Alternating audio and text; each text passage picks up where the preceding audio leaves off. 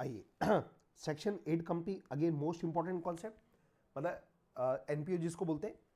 तो कोई भी कंपनी अगर सेक्शन 8 कंपनी बनना चाहती है तो लॉ में कुछ कंडीशन है सेक्शन 8 में, वो फॉलो करना पड़ेगा। सबसे पहले तो कुछ लोग एसोसिएट होंगे और वो लिमिटेड लायबिलिटी कंपनी बनाना अगर चाहते हैं और उन्होंने सेंट्रल गवर्नमेंट को सेटिस्फाइड कर दिया, 3 चीजें सेटिस्फाइड किया। पहला, जो हमारा ऑब्जेक्ट है वो commerce, art, science, sports, education, research, social welfare, religion, charity, protection of environment करना है, मतलब बिजनेस नहीं करेंगे बल्कि हम फायदे वाले काम करेंगे लोगों के। दूसरा, हमारे जो प्रॉफिट होंगे हम अपने ऑब्जेक्ट को प्रमोट करने में लगाएंगे। और तीसरा, हम कभी भी अपने मेंबर को डिविडेंड नहीं देंगे। तो अगर आपने ये 3 कस्में खा ली तो उस केस में सेंट्रल गवर्नमेंट आपको लाइसेंस दे देगा, और लाइसेंस देते समय सेंट्रल गवर्नमेंट कुछ कंडीशन लगा सकता है और आपको अलाउ कर दिया जाएगा कि आप सेक्शन 8 कंपनी के ऊपर इनकॉर्पोरेट हो सकते हैं और आपको अपने नाम के अंत में लिमिटेड और प्राइम लिमिटेड यूज करने की आवश्यकता नहीं होगी। अब सेंट्रल गवर्नमेंट का लाइसेंस मिल गया, इसके बाद आप आरओसी को अप्लाई करो रजिस्ट्रेशन के लिए और आरओसी आपको रजिस्टर कर देगा। अब जब आप आरओसी के पास जब रजिस्ट्रेशन का एप्लीकेशन दोगे तो उस वक्त वो जो फॉर्म नंबर स्पाइस प्लस जाएगा, फॉर्म नंबर इसका INC 32, तो उस फॉर्म के साथ मतलब आपको अप्लाई करना पड़ेगा इनकॉर्पोरेट करने के लिए कंपनी को। तो उस INC 32 के साथ आपको ये कुछ डॉक्यूमेंट है जो साथ में लगाने पड़ेंगे। पहला तो कंपनी का मैरिडम आर्टिकल आपको लगाना पड़ेगा। सेकंड नंबर, आपको आने वाले 3 साल, फ्यूचर के 3 साल की इनकम और एक्सपेंडिचर की डिटेल देना पड़ेगा और उसमें बताना पड़ेगा कि इनकम का सोर्स क्या है और एक्सपेंडिचर का हम कहां कहां पे पैसे खर्च करने वाले हैं। और उसके बाद एक डिक्लेरेशन भी साथ में जाएगा जो CA, CS, cost accountant, advocate ये लोग देंगे और उसमें ये बताया जाएगा, ये लोग जो प्रोफेशनल्स हैं वो डिक्लेरेशन में बोलेंगे कि जो मेमोरेंडम आर्टिकल सेक्शन 8 कंपनी ने बनाए हैं वो सेक्शन 8 और रूल्स के अनुसार है, और दूसरा एक्ट और रूल में जो जो बातें लिखी गई है सेक्शन 8 के बारे में वो इस कंपनी ने पूरा कंप्लाई किया। तो ये 3 डॉक्यूमेंट जो है ये आपको साथ में लगाने पड़ेंगे आरओसी को जब आप INC 32 जमा करोगे इसके साथ। नेक्स्ट पॉइंट नंबर 2, ये जो सेक्शन 8 कंपनी आप बनाओगे तो उसके ऊपर वही सब प्रिविलेजेस और वही ऑब्लिगेशन एप्लीकेबल होगा जो एक नॉर्मल लिमिटेड लायबिलिटी वाली कंपनी के ऊपर एप्लीकेबल होगा। थर्ड नंबर इंपॉर्टेंट, एक पार्टनरशिप फर्म डायरेक्ट इस कंपनी की मेंबर बन सकती है फर्म के नाम से। नॉर्मली एक जो दूसरी कंपनी होती है उसमें फर्म के नाम से मेंबर नहीं बनती, पार्टनर के नाम से शेयर खरीदे जाते हैं, पर फर्म डायरेक्टली इस कंपनी की मेंबर बन सकती है। सेक्शन 8 कंपनी को जब भी अपने मेमोरेंडम आर्टिकल को चेंज करना होता है तो उनको सेंट्रल गवर्नमेंट की प्रायर अप्रूवल लेना पड़ेगा। इसके बाद अगला पॉइंट है conversion of section 8 company into other और अदर इनटू सेक्शन 8 कंपनी। मान लो भैया आपने सेक्शन 8 कंपनी बनाया और बाद में आप नॉर्मल कंपनी बनना चाहते हो, मतलब बिजनेस करना चाहते हो, तो ये भी अलाउड है, लेकिन आपको रूल्स को कंप्लाई करना पड़ेगा, इसको हम बाद में बात करेंगे। और अगर एक नॉर्मल कंपनी है वो सेक्शन 8 कंपनी में कन्वर्ट करना चाहती है, भैया आप बिजनेस कर रहे हो, अब आपको लगता है कि हमको चैरिटी करना चाहिए, तो एक नॉर्मल कंपनी भी सेक्शन 8 कंपनी में कन्वर्ट हो सकती है, लेकिन उसके लिए क्या कंडीशन है? सबसे पहले तो सेंट्रल गवर्नमेंट ये सेटिस्फाइड होना चाहिए कि आप एक लिमिटेड लायबिलिटी कंपनी हो, और जो सेक्शन 8 के लिए जो 3 रेस्ट्रिक्शन थी ना ऊपर में, ऑब्जेक्ट, रेस्ट्रिक्शन, प्रोहिबिशन, वो सब आपने अपने MOA में लिख के रख दिया कि हम चैरिटी करेंगे, डिविडेंड नहीं बांटेंगे और पैसा आएगा तो अपने ऑब्जेक्ट को प्रमोट करने में लगाएंगे। तो सेंट्रल गवर्नमेंट लाइसेंस देके आपको अलाउ कर देगा कि आप इस सेक्शन 8 कंपनी में इनकॉर्पोरेट हो लो, और आपको कुछ कंडीशन भी लगा सकता है। फिर सेंट्रल गवर्नमेंट क्या बोलेगा कि आप अपने नाम के आगे से लिमिटेड प्राइवेटेड वर्ड हटा दो। तो ये होने के बाद में फिर आप आरओसी को अप्लाई करो और आरओसी आपको सेक्शन 8 कंपनी के ऊपर इनकॉर्पोरेट कर लेगा। अभी जो सेक्शन 8 कंपनी का अदर कंपनी में जो कन्वर्शन है इसको मैं बाद में लेता हूं, पहले मैं सेक्शन 8 कंपनी का पूरा जो कंडीशंस है वो पूरा आगे बढ़ते हैं। अगला पॉइंट है रिवोकेशन ऑफ लाइसेंस। भाई सेंट्रल गवर्नमेंट ने आपको लाइसेंस दे दिया तो आप सेक्शन 8 कंपनी बन गए, तो लाइसेंस को कैंसिल करना, तो 3 ग्राउंड होते हैं जहां पे सेंट्रल गवर्नमेंट को पावर है कि वो आपके लाइसेंस को कैंसिल कर सकता है। सबसे पहले, अगर इस सेक्शन की जो कंपनी ने इस सेक्शन की जो रिक्वायरमेंट उसको कंटरवेन कर लिया, मतलब प्रॉफिट कमाना चालू कर दिया, डिविडेंड बांटना चालू कर दिया, ये सब काम किया। नेक्स्ट, सेंट्रल गवर्नमेंट जो कंडीशन लगाती है उस कंडीशन को तुमने कंटरवेन कर दिया। तीसरा नंबर, जो कंपनी के जो अफेयर है, जो काम काज है वो फ्रॉडुलेंट है, फ्रॉड कर रही है कंपनी, या कंपनी ऐसा कोई काम कर रही है जो उसके ऑब्जेक्ट के अगेंस्ट में, या कंपनी पब्लिक इंटरेस्ट के अगेंस्ट में काम कर रही है। तो अगर 3 ग्राउंड हुआ तो उस केस में सेंट्रल गवर्नमेंट पहले अपॉर्चुनिटी देगा सुनने का, सबको सेक्शन 8 कंपनी को सुनेगा, और उसके बाद सेंट्रल गवर्नमेंट उनके ना स्टेटस को बदल देगा और उसके नाम को बदल देगा और क्या बोलेगा, आपको अपने नाम के आगे पे लिमिटेड या प्राइम लिमिटेड वर्ड लगाना पड़ेगा। इसका मतलब ये हो गया कि अब ये नॉर्मल कंपनी बन गई है, ये पहला इफेक्ट होगा। और इसकी कॉपी आरओसी को भेज दिया जाएगा, ठीक है। और उसके बाद आरओसी उस कंपनी को रजिस्टर करेगी। मतलब ये हो गया कि अब इनको सेक्शन 8 कंपनी के जो फायदे थे वो मिलने बंद हो जाएंगे, अभी एक नॉर्मल कंपनी बन जाएगी। नेक्स्ट अगला पॉइंट है, ये खतरनाक पॉइंट है। सेंट्रल गवर्नमेंट जब लाइसेंस कैंसिल करेगा ना, तो सेंट्रल गवर्नमेंट को अगर लगता है कि ये जो कंपनी वो पब्लिक इंटरेस्ट के खिलाफ काम कर रही थी, तो उस केस में सेंट्रल गवर्नमेंट अपॉर्चुनिटी देने के बाद में ऑर्डर दे सकता है। दो में कोई एक ऑर्डर दिया जाएगा कि इस कंपनी को बंद कर दिया जाए, और दूसरा इस कंपनी का दूसरी सेक्शन 8 कंपनी जिसका सिमिलर ऑब्जेक्ट उसमें अमलगमेशन कर दिया जाए। मतलब देखो भैया, सेंट्रल गवर्नमेंट 3 ऑर्डर दे रहा है, यहाँ पे कंपनी का स्टेटस चेंज कर रहा है, मतलब वो कंपनी जिंदा है, नॉर्मल कंपनी है, लेकिन यहाँ पे खतरनाक ऑर्डर है अमलगमेशन का या वाइंडिंग अप का, लेकिन वो कब होगा, पब्लिक इंटरेस्ट को देखते हुए। तो अगले जो 2 पॉइंट है वो इनके बारे में, जैसे जब अमलगमेशन का ऑर्डर देगा तो इस पॉइंट नंबर 8 एप्लीकेबल होगा, और वाइंडिंग अप का ऑर्डर देगा तो पॉइंट नंबर 9 एप्लीकेबल होगा। हाँ जी बेटा, क्या लिखा है, अगर कंपनी अमलगमेशन का ऑर्डर देता है, अमलगमेशन मतलब क्या हुआ, ए लिमिटेड, मान लो दो एक सेक्शन 8 है, दूसरा सेक्शन 8 है, इन दोनों को मिला दिया तो अब नई कंपनी बन गई। तो सेंट्रल गवर्नमेंट एक नई कंपनी कौन बनेगी, उसका नाम क्या होगा, वो सब डिसाइड करेगा। और प्लस जो सिंगल कंपनी बनी है उसका कॉन्स्टिट्यूशन मतलब मैंडम आर्टिकल क्या होगा, property, power, right, interest, privileges, liability, duty, obligation, ये सब कौन डिसाइड करेगा, सेंट्रल गवर्नमेंट। मतलब अमलगमेंट होकर जो नई कंपनी बनी है उनका memorandum article, interest, privileges, right, obligation, duty, ये सब कौन डिसाइड करेगा, सेंट्रल गवर्नमेंट। अब अगला पॉइंट है, अगर सेंट्रल गवर्नमेंट ने वाइंडिंग अप करने का ऑर्डर दे दिया कि भैया कंपनी बंद कर दो, तो उस केस में कंपनी जब बंद करेंगे तो सारी लायबिलिटी को पे करने के बाद अगर कोई एसेट बच जाए तो उनका क्या होगा, तो सेंट्रल गवर्नमेंट ऑर्डर देगा कि इसको कोई दूसरी सेक्शन 8 कंपनी जिसका सिमिलर ऑब्जेक्ट है उसमें ट्रांसफर करने का ऑर्डर दे सकते हैं, या फिर वो ये सेंट्रल गवर्नमेंट ये भी ऑर्डर दे सकता है कि वो जो पैसे आ रहे हैं, जो पैसे बचे हैं, उसको rehabilitation and insolvency fund account में ट्रांसफर कर दिया जाए, तो वो पैसा वहां पे ट्रांसफर हो जाएगा। तो ये हो गया आपका सेक्शन 8 कंपनी के मेन पॉइंट। अब एक आखिरी पॉइंट हमारा जो बचा है वो है, अगर सेक्शन 8 कंपनी कोई दूसरे काइंड में कन्वर्ट होती है तो उस केस में क्या कॉन्सेप्ट है।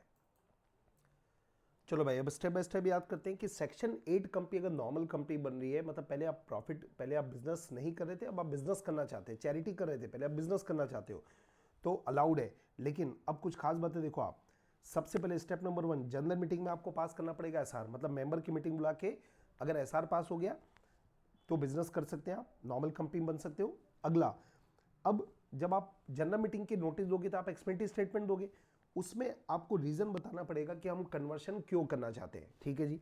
तीसरा पॉइंट, अब आपने एसआर पास कर दिया, एसआर पास करने के बाद आपको रीजनल डायरेक्टर को एप्लीकेशन देना पड़ेगा, उनकी अप्रूवल लेने के लिए एप्लीकेशन देना पड़ेगा, और जब आप एप्लीकेशन दोगे तो उसके साथ में एसआर और एक्सपेंडिचर स्टेटमेंट भी साथ में लगा देना कि भी हमने एसआर पास कर दिया और ये एक्सपेंडिचर स्टेटमेंट हमने दिया था।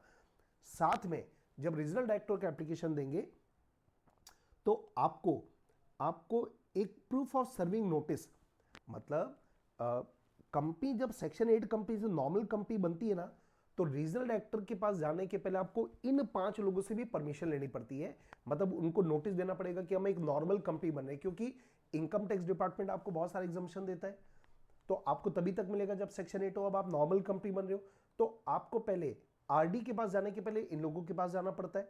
तो देखो, तो अटैच ये भी करना पड़ेगा कि हमने इन लोगों को भी नोटिस दे दिए कि हम कन्वर्ट होने वाले हैं। ये कितने लोग हैं, 5 लोग। पहला है chief commissioner of income tax CCIT, दूसरा है इनकम टैक्स ऑफिसर आईटीओ, इसके बाद है चैरिटी कमिश्नर मतलब सीसी, उसके बाद में chief secretary of the state, तो जहां पे कंपनी का रजिस्टर्ड ऑफिस है वहां का जो चीफ सेक्रेटरी स्टेट का, आपको उसको भी बताना पड़ेगा। और ऐसा कोई ऑर्गेनाइजेशन डिपार्टमेंट जिससे ये कंपनी जुड़ी हुई है, ऑपरेट कर रही है, कोई सेंट्रल गवर्नमेंट का कोई डिपार्टमेंट है, तो उस डिपार्टमेंट को भी नोटिस देना पड़ेगा। तो क्या मतलब हुआ, कंपनी ने पहले इन लोगों को नोटिस दे दिया हो, फिर जो आरडी के पास जब आप अप्लाई करोगे तो ये प्रूफ देना पड़ेगा कि हमने इन लोगों को नोटिस दिया है। अच्छा जी, अब ये जो अथॉरिटी है जिनको नोटिस दिया गया, ये मतलब ये 5 लोग की बात करें ऊपर, तो उनको अगर कोई ऑब्जेक्शन है तो उनको अपना ऑब्जेक्शन सीधा रीजनल डायरेक्टर को दर्ज करना पड़ेगा, और वो कब तक दे सकते हैं, विदिन 60 डेज।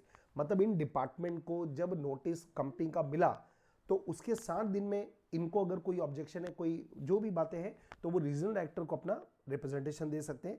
इसके बाद a copy of application file with ROC with RD shall be file with ROC, मतलब जो तुम रीजनल डायरेक्टर को तुमने एप्लीकेशन दिया ना, उसकी कॉपी आरओसी को बता दो कि अपने रीजनल डायरेक्टर को एप्लीकेशन दे दिया।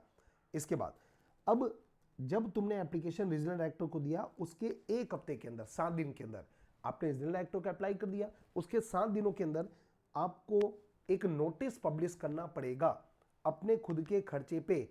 और वो नोटिस कहाँ पब्लिश करना पड़ेगा, तो एक तो वर्नाकुलर लैंग्वेज, दूसरा इंग्लिश लैंग्वेज में, 2 न्यूज़पेपर में पब्लिकेशन देना पड़ेगा। और जब आपने नोटिस पब्लिश कर दिया तो इसको आपको रीजनल डायरेक्टर को भेजना पड़ेगा कि हमने ये पेपर में नोटिस पब्लिश कर दिया। और साथ में कंपनी की वेबसाइट में भी बता दो, मतलब रीजनल डायरेक्टर को जो आप एप्लीकेशन दे रहे हो ना, तो उसको पूरा पेपर वगैरह में पब्लिश करना पड़ेगा, वेबसाइट में डालना पड़ेगा। और नेक्स्ट आगे, अब रीजनल डायरेक्टर को एप्लीकेशन दे दिए, फिर एक अगली कंडीशन क्या है कि कंपनी ने financial statement and annual return, पिछले साल जिस साल आप एप्लीकेशन दे रहे हो उसके पिछले साल तक के जो फाइनेंशियल स्टेटमेंट थे एंड एनुअल रिटर्न थे, ये सब कंपनी ने फाइल कर दिया है। और अदर कोई भी रिटर्न जो फाइल करने थे, वो जिस दिन एप्लीकेशन दे रहे हो उसके पहले तक सारे डॉक्यूमेंट आप, मतलब कुल मिला के ना पुरानी चीज़ें क्लियर है, कोई ऐसा नहीं कि आप पिछले 2 साल के रिटर्न नहीं फाइल नहीं किए, तो पहले वो पूरे पुराने बैकलॉग क्लियर करो, उसके बाद ही आप अप्लाई करोगे। और इसके बाद अब अगर एप्लीकेशन जो दिया गया वो फाइनेंशियल ईयर एंड होने के 3 महीने के बाद दिया गया, इसका मतलब ये हुआ, जैसे मान लीजिए फाइनेंशियल स्टेटमेंट अपना एंड हुआ है 31 मार्च 2025, और आप रीजनल डायरेक्टर को जो एप्लीकेशन दे रहे हो कन्वर्शन का, वो मान लेते हैं वो एप्लीकेशन आप दे रहे हो रीजनल डायरेक्टर को 31 जुलाई 2025 को, तो कितने महीने हो गए यहाँ पे, 4 महीने हो गए। तो ये बोला है कि 3 महीने के बाद, फाइनेंशियल ईयर एंड होने के 3 महीने मतलब कितना हो गया, इसका 3 महीने काउंट करोगे तो कितना हो गया, 30 जून 2025। तो 30 जून 2025 के बाद अगर आप एप्लीकेशन दोगे, तो अब यहां पर एक कंडीशन और लिखा है, वो है कि आपको फाइनेंशियल पोजीशन आपको बनाना पड़ेगा, जो चार्टर्ड अकाउंटेंट साइन करेगा, जो कि बनना चाहिए up to a date not preceding 30 days before the date of application attach. इसका मतलब सिंपल ये है कि अगर आप देखो, अगर आप 31 मार्च को हुआ और आपने मान लीजिए 2 महीने के अंदर, 2 महीने के बाद आप आरडी को अप्लाई कर रहे हो, तो ये काम करने की जरूरत नहीं है। लेकिन 3 महीने के बाद अगर आप 30 जून के बाद, तो यहां तो आप 31 जुलाई को कर रहे हो, तो उस केस में क्या करना पड़ेगा, आपको एक और फाइनेंशियल पोजीशन बनाना पड़ेगा। 31 मार्च 2025 तक तो बन चुका है, लेकिन उसके बाद एक और आपको फाइनेंशियल पोजीशन आपको बनाना पड़ेगा। पर ये जो फाइनेंशियल पोजीशन जब डेट ऑफ एप्लीकेशन के 30 दिन से पुरानी नहीं होना चाहिए। मतलब ये जो पीरियड है ना 30 दिन वाला, यहां पे जैसे 31 जुलाई को है, तो आप 25 जुलाई की डेट डाल दो, 25 जुलाई तक का फाइनेंशियल पोजीशन बना दो, अलाउड है। लेकिन 25 जून तक अलाउड नहीं होगा, क्योंकि 30 दिन से पुराना नहीं चलेगा। तो ये आपको ध्यान रखना है। इसके बाद आगे बढ़ते हैं। अब जब रीजनल डायरेक्टर को एप्लीकेशन मिला, तो रीजनल डायरेक्टर क्या करेगा, वो कंफर्म कर लेगा कि हाँ भैया कन्वर्शन होकर अगर सारी कंडीशन पूरी होगी तो अप्रूवल कर लेगा। साथ में कुछ टर्म्स एंड कंडीशन भी वो चाहे तो लगा सकता है। लेकिन अगर सेंट्रल गवर्नमेंट रीजनल डायरेक्टर ने मान लो रिजेक्ट कर दिया या कुछ कंडीशन लगा दिया, तो उसके पहले अपॉर्चुनिटी जरूर दी जाती है कि हम इस कारण से कंडीशन लगाने, या इस कारण हमने आपके एप्लीकेशन को रिजेक्ट कर दिया, तो एक सुनने का मौका। इसके बाद क्या होगा, जब रीजनल डायरेक्टर का ऑर्डर मिल गया, आरडी ने अप्रूवल दे दिया, तो उसके बाद कंपनी को जनरल मीटिंग बुला के एसआर पास करना पड़ेगा और अपने मेमोरेंडम आर्टिकल को पूरी तरीके से चेंज करना पड़ेगा, क्योंकि इनके पहले जो मेमोरेंडम आर्टिकल थे वो सेक्शन 8 कंपनी के हिसाब से थे। अब आपको नॉर्मल कंपनी के मेमोरेंडम आर्टिकल बनाने पड़ेंगे। ये आपने बना लिया, और जो आपने अमेंड किया, वो जो नया मेमोरेंडम आर्टिकल उसको आरओसी के पास फाइल करो, तब जाके आरओसी उसको रजिस्टर करके नया सीओआई इशू करेगा। तो ये थोड़ा सा टेक्निकल है, मैं एक बार फटाफट वापस रिवाइज करा रहा हूं आपको। अगर आप सेक्शन 8 कंपनी से नॉर्मल कंपनी बनना चाहते हो, तो सबसे पहले एसआर पास करो। एसआर की जो नोटिस दोगे उसमें एक्सपेंडिचर स्टेटमेंट देना पड़ेगा, जिसमें रीजन बताना पड़ेगा। फिर आप रीजनल डायरेक्टर के पास अप्लाई करो। रीजनल डायरेक्टर को जब आप एप्लीकेशन दोगे तो एसआर की कॉपी, एक्सपेंडिचर स्टेटमेंट जोड़ो, और साथ में ये बताओ कि हमने इन 5 लोगों को नोटिस दे दिए, ये भी प्रूफ आप आरडी को भेजो। फिर ये जो 5 लोग हैं, इनको कोई ऑब्जेक्शन करना है तो 60 दिन में वो रीजनल डायरेक्टर को ऑब्जेक्शन करेंगे। फिर जो तुमने आरडी को अप्लाई किया है उसकी कॉपी आप आरओसी को बोलो कि हमने आरडी को एप्लीकेशन दे दिया। फिर आरडी को एप्लीकेशन देने के 1 हफ्ते के अंदर एक नोटिस को 2 न्यूज़पेपर में पब्लिकेशन करना पड़ेगा, प्लस वेबसाइट पे छापना पड़ेगा। फिर अगला पॉइंट हो गया कि आप एप्लीकेशन दोगे ना, तो एप्लीकेशन तभी दे पाओगे जब आपने पिछले साल तक ये financial statement and annual return ROC को फाइल कर दिए, और जो अदर रिटर्न वगैरह थे वो भी आपने प्रॉपर तरीके से फाइल कर दिए। अब यहाँ पे सबसे खास बात है, अगर आप जब एप्लीकेशन दे रहे हो वो फाइनेंशियल ईयर एंड होने के 3 महीने के बाद आप एप्लीकेशन दे रहे हो, तो उस केस में आपको एक फाइनेंशियल पोजीशन एक बनानी पड़ेगी जो एप्लीकेशन के 30 दिन से ज़्यादा पुरानी नहीं होनी चाहिए, और वो एक चार्टर्ड अकाउंटेंट साइन करेगा। फिर जब रीजनल एक्टर को आपने एप्लीकेशन दिया तो वो या तो कंफर्म करेगा, रिजेक्ट करेगा। अगर रिजेक्ट करेगा तो रिजेक्ट करने के पहले एक मौका दिया जाएगा। फिर जब आरडी ने अप्रूवल दे दिया तो उसके बाद एक जनरल मीटिंग कॉल करके आप एसआर पास करके मेमोरेंडम आर्टिकल को चेंज कर लो, और उसके बाद में आरओसी को उसको फाइल कर दो। फिर आरओसी आपको इनकॉर्पोरेट का सर्टिफिकेट नया इशू कर देगा। तो ये हो गया आपका सेक्शन 8 कंपनी।